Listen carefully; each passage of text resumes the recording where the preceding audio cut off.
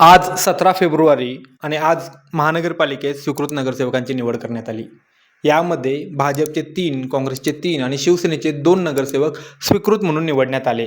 त्याचवेळी शहरातील शिवसेनेचे आमदार राजेश क्षीरसागर यांनी 24 तासापूर्वी आपल्या इंस्टाग्राम हँडलवरून एक पोस्ट केली आणि संपूर्ण शहरात चर्चांना एकच उधाण आले आहे. तर आजच्या व्हिडिओमध्ये आपण समजून घेण्याचा प्रयत्न करणार आहोत की स्वीकृत नगरसेवकांची निवड आणि आमदार राजेश क्षीरसागर यांनी केलेली पोस्ट यामध्ये काही कनेक्शन आहे की या दोन वेगवेगळ्या गोष्टी आहेत. त्यासाठी आधी आपण बघू कोणत्या पक्षाने कोणाला स्वीकृत सदस्य म्हणून नियुक्त केले आहे. सर्वप्रथम आपण बघू भारतीय जनता पार्टीबाबत. भारतीय जनता पक्षाकडून सगळ्यात पहिले नाव आहे ते म्हणजे प्राध्यापक जयंत पाटील यांचे. त्यांच्यासोबत महानगर जिल्हा अध्यक्ष विजय जाधव यांची देखील स्वीकृत नगरसेवकपदी निवड करण्यात आली आहे. त्याचबरोबर आमदार अमल माडिक यांचे विश्वासू सुनील वाडकर यांचे देखील नाव निश्चित करण्यात आल्याचे बोलले जात आहे. काँग्रेसकडून सतेज पाटील यांचे विश्वासू माजी नगरसेवक राहुल माने, उद्धव बाळासाहेब ठाकरे गटाचे माजी शहर प्रमुख सुनील मोदी आणि मुस्ताक मलबारी यांची निवड करण्यात आली आहे. शिवसेना पक्षाकडून जिल्हाध्यक्ष सुजित चव्हाण यांचे चिरंजीव प्रसाद चव्हाण आणि माजी नगरसेवक रत्नेश शिरोळकर यांची निवड करण्यात आलेली आहे.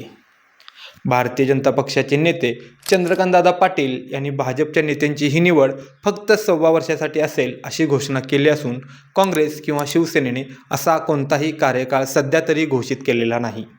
भाजपचे मंत्री चंद्रकांतदादा पाटील यांनी समाजातील छोटे जात समूह, हिंदू समाजातील अल्पसंख्याक घटक जसे की सिंधी, मारवाडी, राजस्थानी व इतर छोट्या जात समूहांना प्रतिनिधित्व देण्याचे सुतोवाच केले असताना देखील भाजपकडून प्रस्थापित नेत्यांनाच संधी देण्यात आल्याने देखील शहरात एक वेगळ्या चर्चा झडत आहे. एकीकडे कालपासून स्वीकृत नगरसेवकांची निवड चर्चेत असताना शिवसेनेचे आमदार राजेश क्षीरसागर यांची एक पोस्ट देखील संपूर्ण कोल्हापुरात चर्चेचा विषय ठरली आहे. आमदार राजेश क्षीरसागर यांनी केलेल्या इंस्टाग्राम पोस्टमध्ये म्हटले आहे की एखाद्या वेळी अशा काही घटना घडत असतात की त्यामुळे तुम्ही घेतलेले निर्णय सर्वांनाच आवडत नसतात. कोणाला निर्णय आवडतो तर कोणी घेतलेल्या निर्णयावर नाराज होतात. पण घेणाऱ्याला एकच निर्णय घ्यावा लागतो, पण तो कोणी आपल्यापासून दुखावले जावे यासाठी तो निर्णय घेतलेला नसतो. परिस्थिती अत्यंत कठीण असते. अशा वेळी सर्वांनी संयम ठेवला तर पुढे सर्व काही नक्कीच चांगले होणार असते. या पोस्टनंतर कार्यकर्त्यांमध्ये एकच चर्चा असून राजेश क्षीरसागर यांच्या या पोस्टमागचे कारण काय असू शकते याचा प्रत्येकजण आपल्या परीने अंदाज बांधण्याचा प्रयत्न करत आहेत.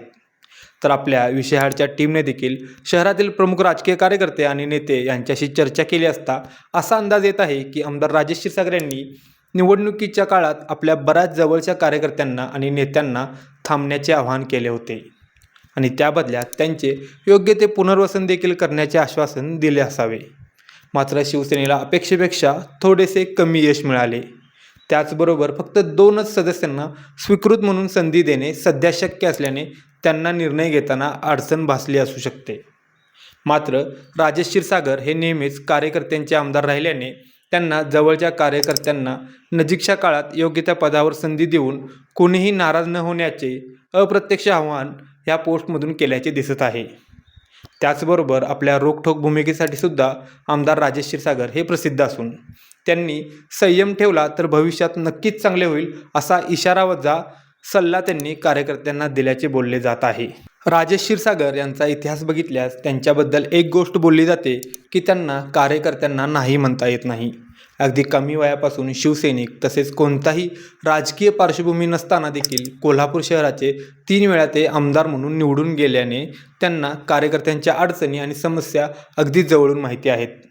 त्याच आपल्या भावनांना वाट मोकळी करून देण्यासाठी आमदार राजेश क्षीरसागर यांनी ही पोस्ट केली असेल असा प्राथमिक अंदाज शहरातील नेत्यांची चर्चा करून येत आहे. तुम्हाला काय वाटतं, आमदार राजेश क्षीरसागर यांनी अशी पोस्ट का केली असावी आणि तिन्ही पक्षांनी केलेल्या स्वीकृत सदस्यांची निवड तुम्हाला कशी वाटते? अजून कोणत्या नावांना न्याय मिळाला पाहिजे होता असं तुम्हाला वाटतं तेही आम्हाला कमेंट्समध्ये सांगा. आणि अशाच नवनवीन माहितीपूर्ण व्हिडिओसाठी आपल्या विशाळ चॅनेलला सबस्क्राईब करायला विसरू नका. जय हिंद, जय महाराष्ट्र.